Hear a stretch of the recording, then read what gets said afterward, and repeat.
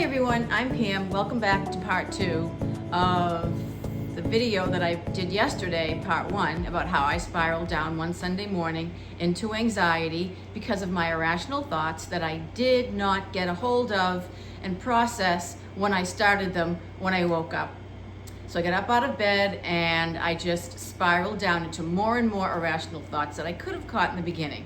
And yesterday's video, I did not offer enough of a solution. The solution that I really wanted to give you, I didn't add that to the video. So instead of going back and editing and splicing part 1, I just figured I would do a part 2. So here it is.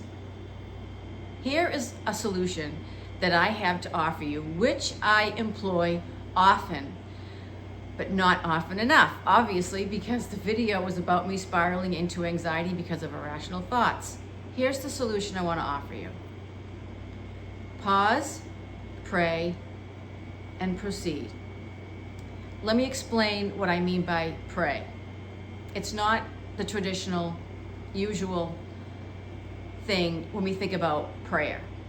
That's great too. I want to offer you another way to think about it.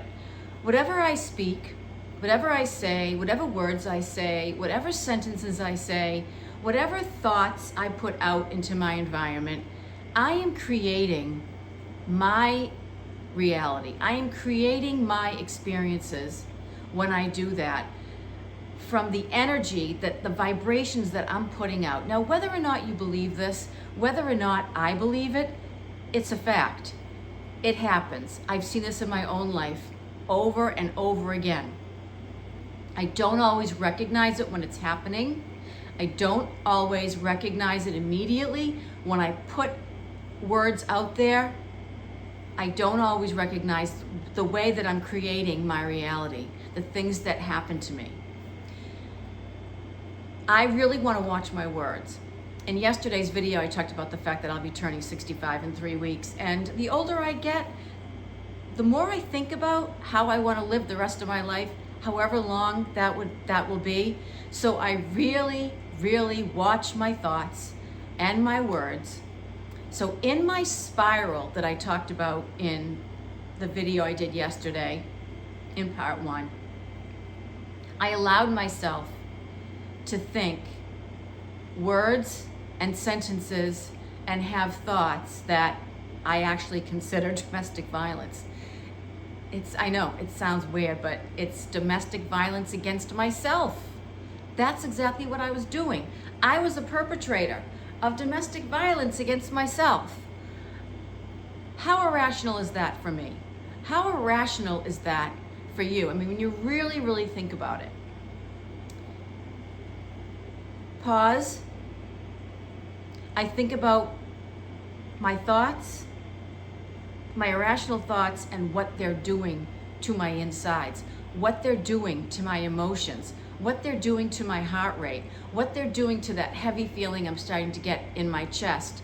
And when I get anxious, I tighten up my shoulders like this. You might have noticed it in some of my videos. I'm really trying to work on that. So I pause and I think, is this really what I want to put out into my environment? Is this really the reality that I'm trying to create? Those irrational thoughts that I'm irrelevant, that I'm unwanted. The older I get, as I get older and I'm old, and I'm feeling unwanted, invalid, and irrelevant. Is that really what I want? No. So I change, I pray, I change the words, I change my thoughts. Simple. It's simple. You just go to the opposite of what you were thinking. I am relevant. I am wanted. I am loved. I am valid. Because I am. Because you are. Because we all are. That's a fact. I know we don't feel it all the time. I know that. It still happens to me, even after 8 3/4 years of recovery and adding to my wellness toolbox. I have lots of rich things in there that I can pull out anytime. Even after all that, I still go down that rabbit hole. I still spiral. I'm getting a phone call. Sorry.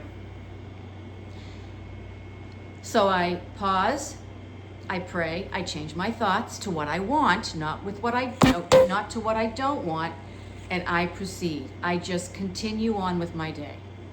So I hope that helps. Comment. I read every comment, and I comment on your comments, and I thank you for them. And subscribe. And as always, bye for now. Until next time, namaste.